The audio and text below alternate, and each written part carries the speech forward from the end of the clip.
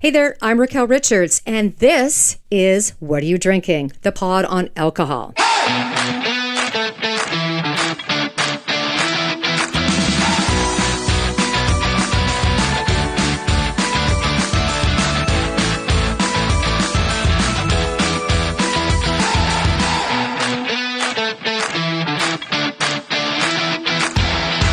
This podcast is for entertainment purposes only. Please drink responsibly. In celebration of Canada Day on July 1st, 2023, I thought, hey, let's celebrate the Caesar, a popular cocktail that is Canada's national cocktail. The Caesar is known for its distinct flavor and is often described as spicy and tangy. It's not a Bloody Mary. That is the American version of the Caesar cocktail. Sort of.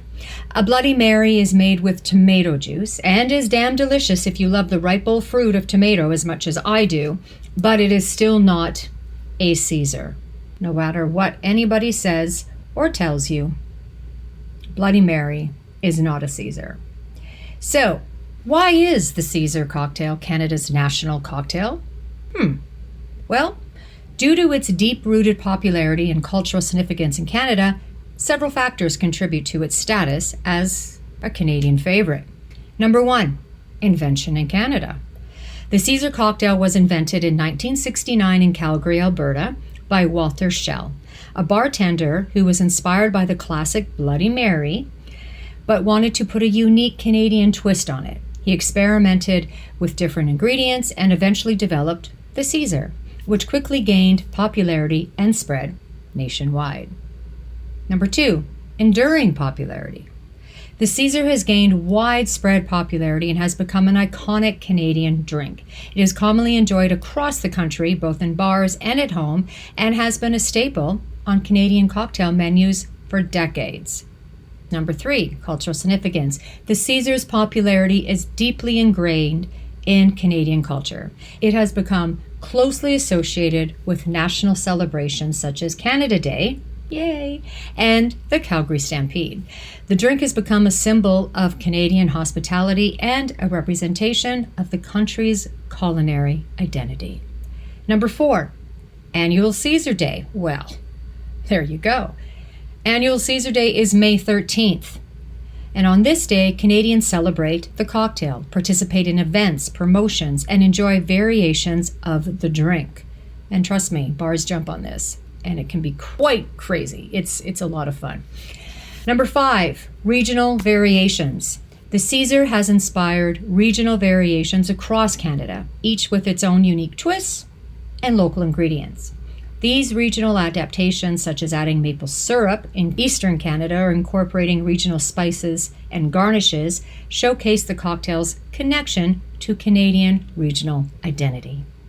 Overall, the Caesar cocktail's Canadian origins, enduring popularity, cultural significance, and association with national celebrations has solidified its status as Canada's national cocktail.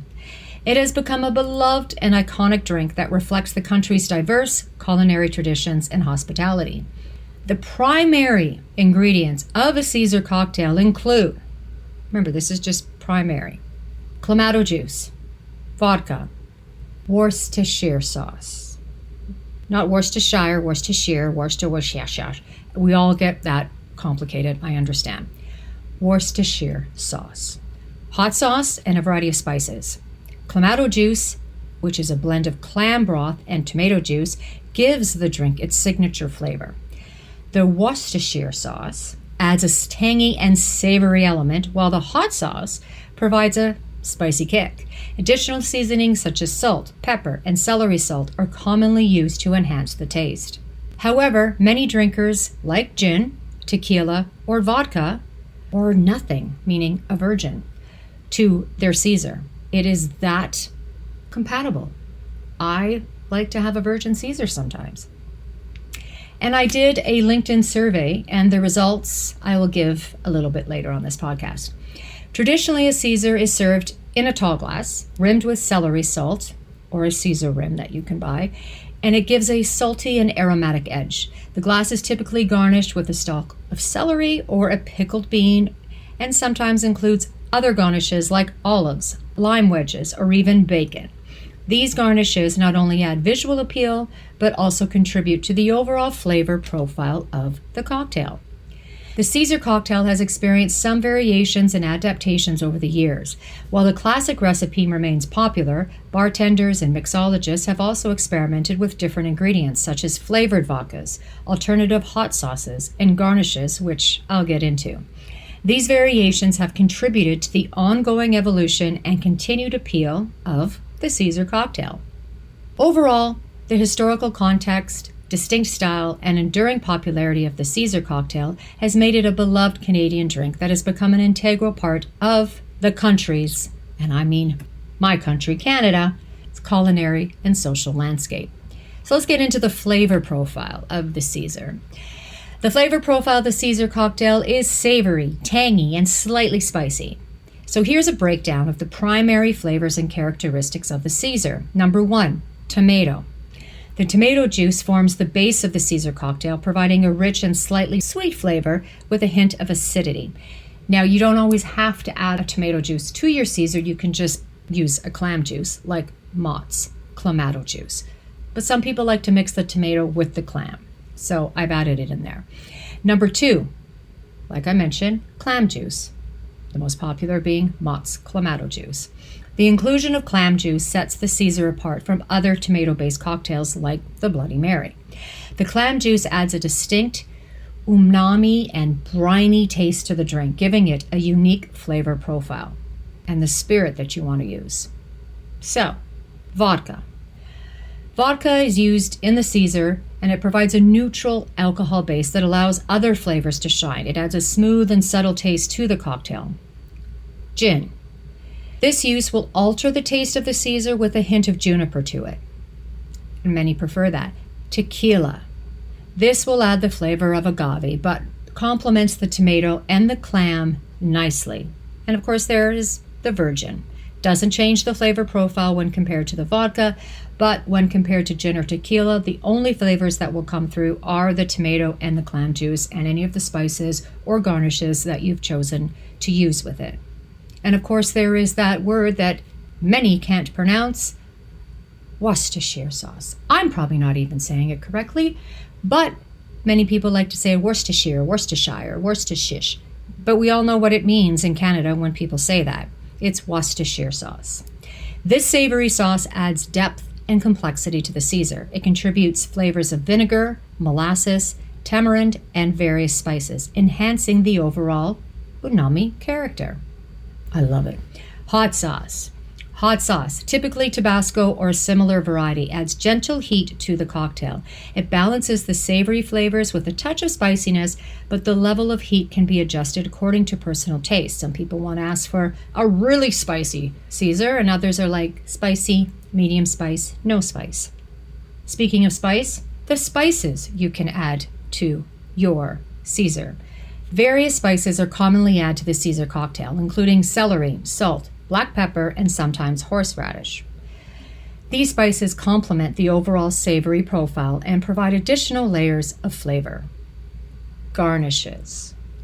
The Caesar is often garnished with a celery stalk, which adds a fresh and crunchy element to the drink. Other common garnishes include lime or lemon wedges, olives, pickles, and even bacon.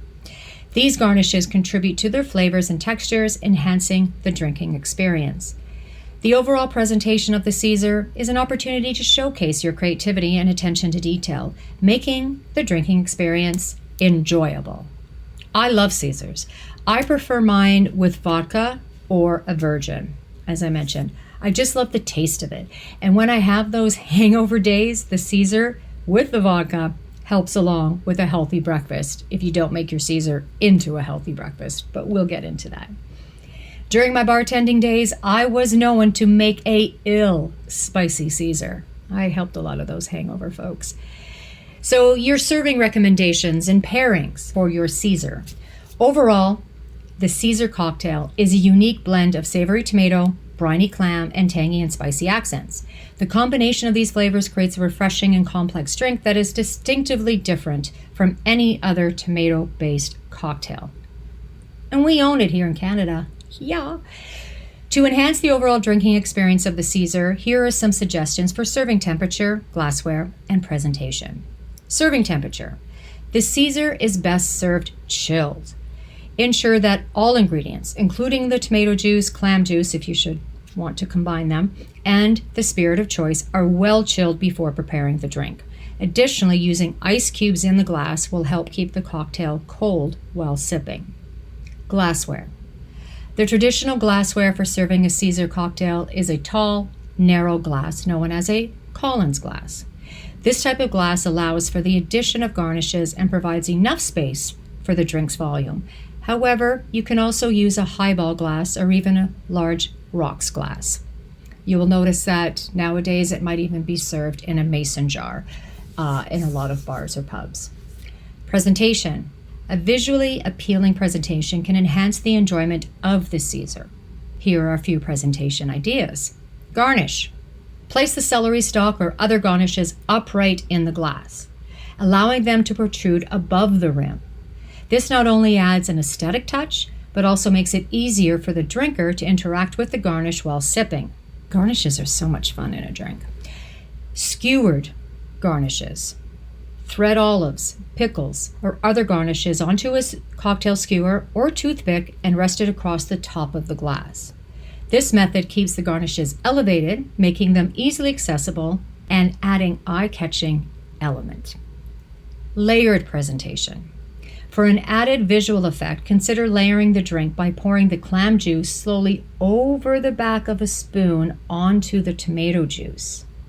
Remember, this is if you combine the clamato and the tomato. So pour the clam juice slowly over the back of a spoon onto the tomato juice.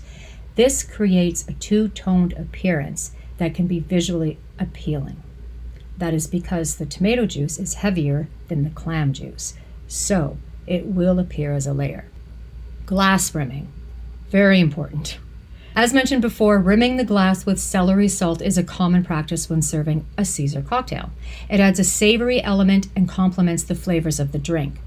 Now ensure the rim is evenly coated with the celery salt for a well-balanced experience.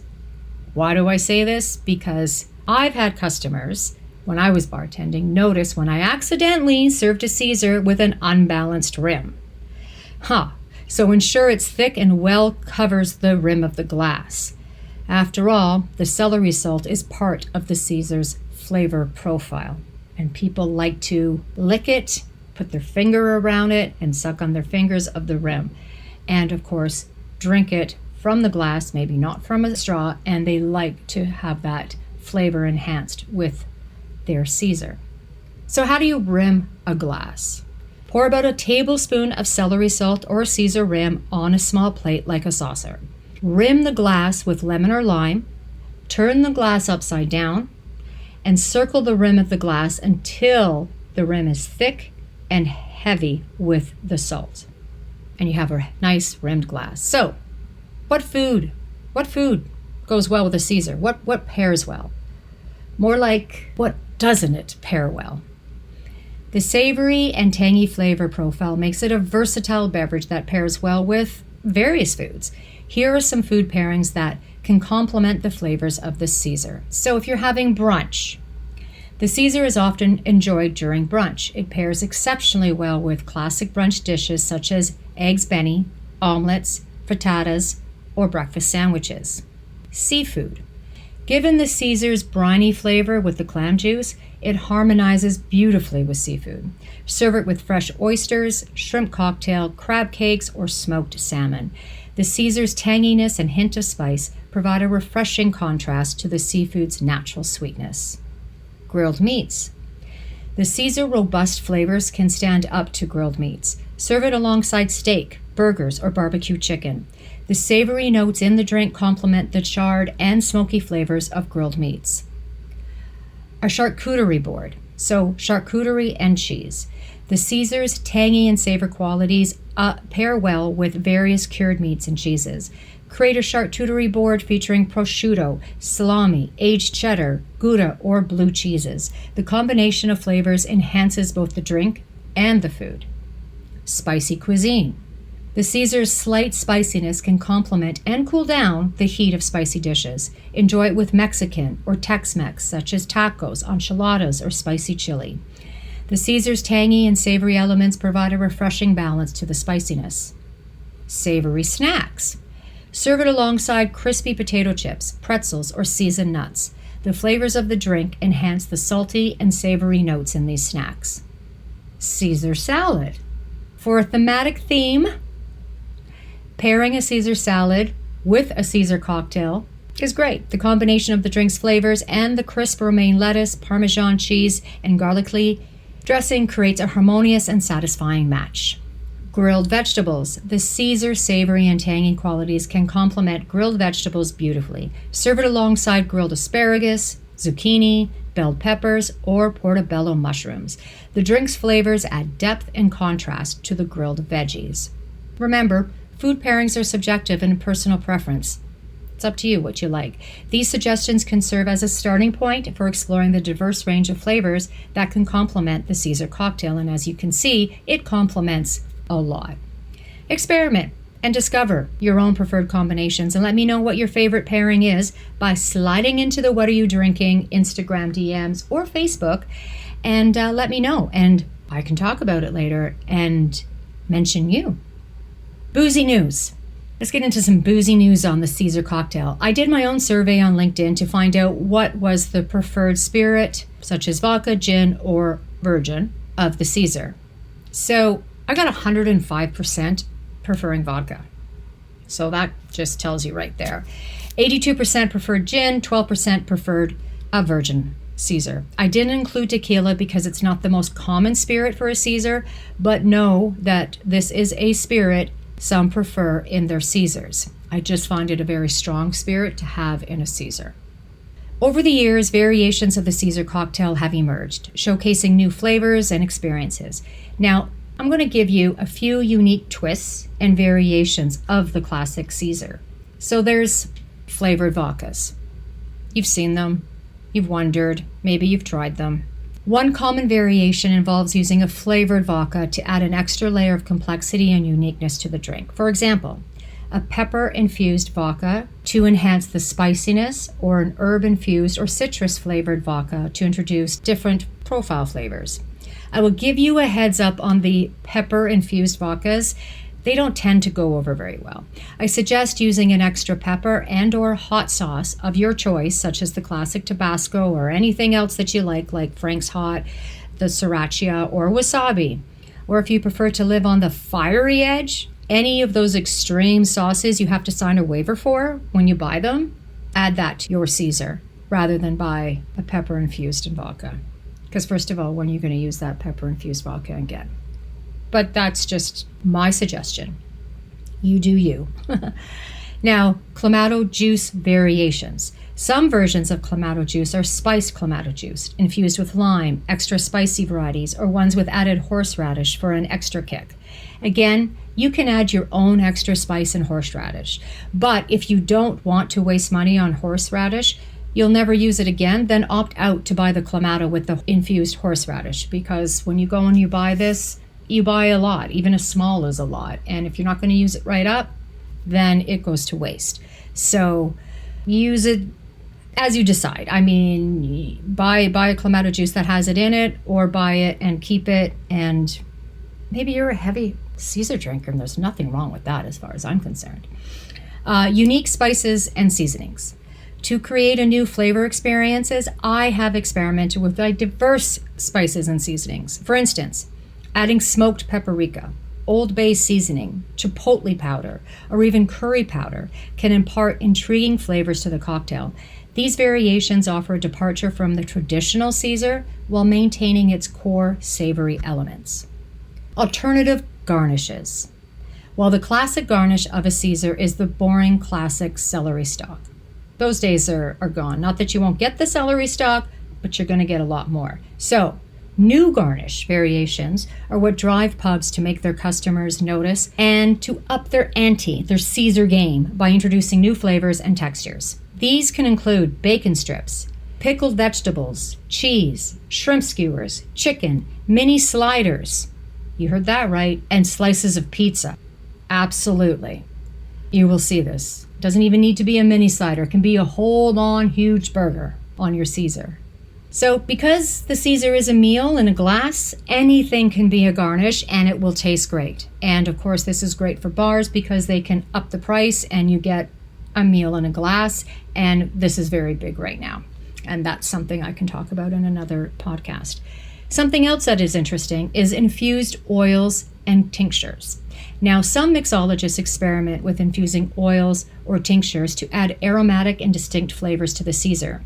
Infused olive oils, herb-infused oils, or even chili oil can be drizzled on top of the drink, infusing it with new flavors and enhancing the overall drinking experience.